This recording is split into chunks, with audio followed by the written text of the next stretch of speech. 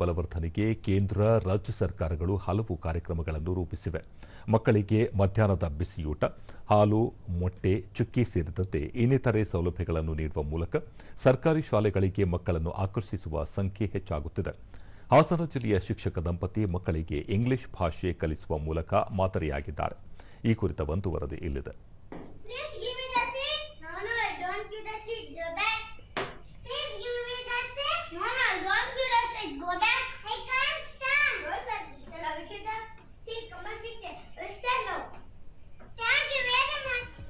ಹಾಸನ ಜಿಲ್ಲೆಯ ಅರಸೀಕೆರೆ ತಾಲೂಕಿನ ಜನ್ನಾವರ ಸರ್ಕಾರಿ ಕಿರಿಯ ಪ್ರಾಥಮಿಕ ಪಾಠಶಾಲೆಯಲ್ಲಿ ಕಾರ್ಯನಿರ್ವಹಿಸುತ್ತಿರುವ ಕುಸುಮ ಮತ್ತು ನಟರಾಜ್ ದಂಪತಿ ಖಾಸಗಿ ಶಾಲೆಗಳ ಪೈಪೋಟಿಯಲ್ಲಿ ಸರ್ಕಾರಿ ಶಾಲೆಗಳಿಂದ ಮಕ್ಕಳ ಹಾಜರಾತಿ ಕಡಿಮೆಯಾಗುತ್ತಿರುವುದನ್ನು ಗಮನಿಸಿ ಮಕ್ಕಳ ಸಂಖ್ಯೆಯನ್ನು ಹೆಚ್ಚು ಮಾಡಲು ಸರ್ಕಾರಿ ಶಾಲೆಯಲ್ಲಿ ಮಕ್ಕಳಿಗೆ ಇಂಗ್ಲಿಷ್ ಕಲಿಸುವ ಮೂಲಕ ಮಕ್ಕಳಲ್ಲಿ ಆತ್ಮವಿಶ್ವಾಸ ಮೂಡಿಸಿದ್ದಾರೆ.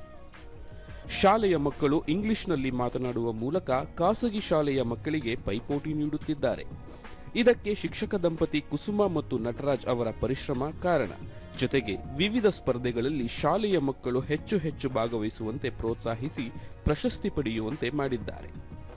ಬೆಳಿಗ್ಗೆ 8 ಗಂಟೆಯಿಂದ ಸಂಜೆ 6 ಗಂಟೆ ತನಕ ಶಾಲೆಯನ್ನೇ ಮನೆ ಎಂದು ಭಾವಿಸಿದ ಶಿಕ್ಷಕ ದಂಪತಿ ಶಾಲೆಯಲ್ಲಿರುವ ಪ್ರತಿಯೊಂದು ಮಗುವಿನ ಬಗ್ಗೆ ಹೆಚ್ಚು ಆಸಕ್ತಿ ಮತ್ತು ಮುತುವರ್ಜಿ ವಹಿಸಿ ಇಂಗ್ಲಿಷ್ ಭಾಷೆ ಕಲಿಸುವ ಮೂಲಕ ಪುಟ್ಟ ಮಕ್ಕಳಲ್ಲಿ ಆತ್ಮಸ್ಥೈರ್ಯ ತುಂಬುವ ಜೊತೆಗೆ ಪೋಷಕರು ಮತ್ತು ಗ್ರಾಮಸ್ಥರಲ್ಲಿ ಸರ್ಕಾರಿ ಶಾಲೆಯ ಬಗ್ಗೆ ಮತ್ತಷ್ಟು ಅಭಿಮಾನ ಮೂಡಿಸಿದ್ದಾರೆ. ದೂರದರ್ಶನದೊಂದಿಗೆ ವಿದ್ಯಾರ್ಥಿನಿ ಚಿನ್ಮಯ್ 4ನೇ ತರಗತಿಯಲ್ಲಿ ವ್ಯಾಸಂಗ ಮಾಡುತ್ತಿದ್ದು ಶಾಲೆಯಲ್ಲಿ ಶಿಕ್ಷಕರು ಇಂಗ್ಲಿಷ್ ಹೇಳಿಕೊಟ್ಟಿದ್ದು ಇದರಿಂದ ಖುಷಿಯಾಗಿದೆ.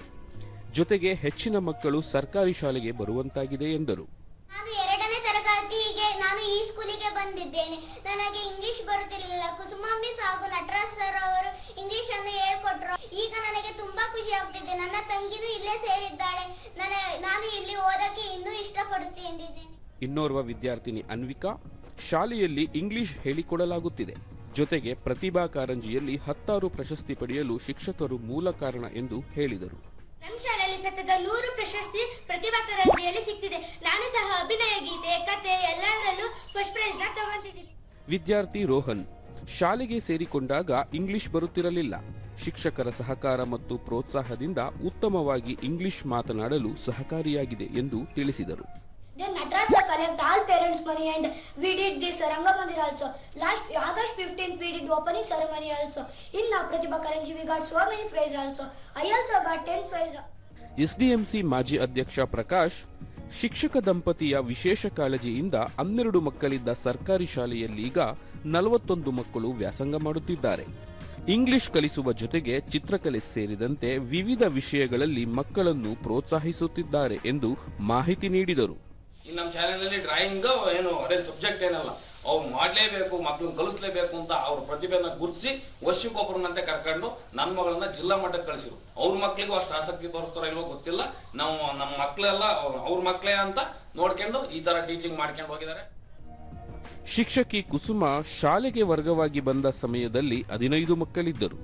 ಜೊತೆಗೆ ಮಕ್ಕಳನ್ನು ಶಾಲೆಯಿಂದ ಬಿಡಿಸುವ ಪ್ರವೃತ್ತಿ ಹೆಚ್ಚಾಗುತ್ತಿದ್ದು ಇದನ್ನು ಗಮನಿಸಿ ಮಕ್ಕಳನ್ನು ಶಾಲೆಗೆ ಮರಳಿ ತರುವ ನಿಟ್ಟಿನಲ್ಲಿ ಆಂಗ್ಲ ಭಾಷೆಯನ್ನು ಕಲಿಸಲಾಯಿತು.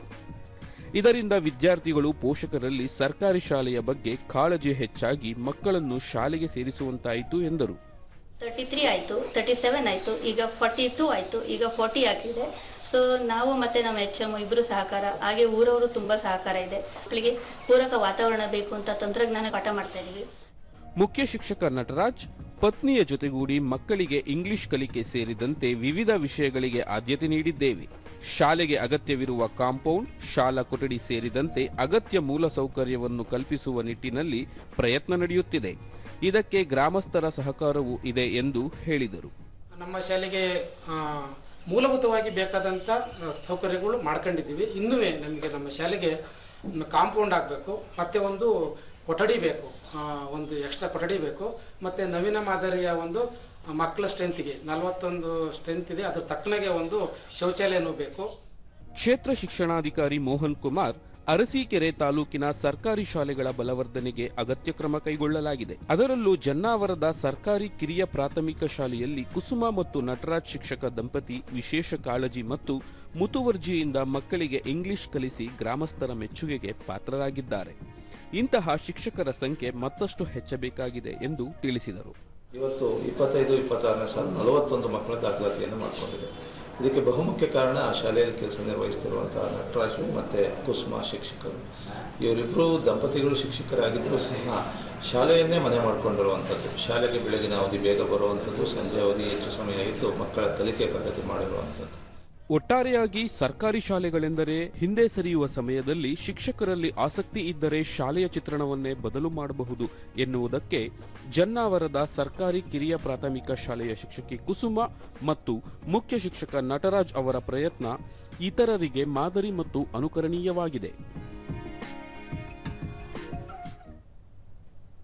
ಜಿಲ್ಲಾಡಳಿತ, ಜಿಲ್ಲಾ ಪಂಚಾಯತ್ ಹಾಗೂ ಹಿಂದುಳಿದ ವರ್ಗಗಳ ಕಲ್ಯಾಣ ಇಲಾಖೆ ಸಂಯುಕ್ತಾಶ್ರಯದಲ್ಲಿ ಬಳ್ಳಾರಿಯಲ್ಲಿ ಇಂದು ಮೆಟ್ರಿಕ್ ಪೂರ್ವ ಮತ್ತು ಮೆಟ್ರಿಕ್ ನಂತರದ ವಿದ್ಯಾರ್ಥಿ ನಿಲಯಗಳ ವಿದ್ಯಾರ್ಥಿಗಳಿಗೆ ಸ್ಪರ್ಧಾತ್ಮಕ ಪರೀಕ್ಷೆ ಹಾಗೂ ವೃತ್ತಿ ಮಾರ್ಗದರ್ಶನ ಕುರಿತು ತರಬೇತಿ ಕಾರ್ಯಾಗಾರವನ್ನು ಜಿಲ್ಲಾ ಕಾನೂನು ಸೇವೆಗಳ ಪ್ರಾಧಿಕಾರದ